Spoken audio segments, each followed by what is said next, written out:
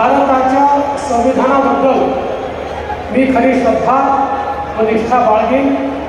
मी भारताची सार्वभौमता व एकात्मता उन्नत राखीन। मी महाराष्ट्र राज्याचा मुख्यमंत्री म्हणून माझी कामे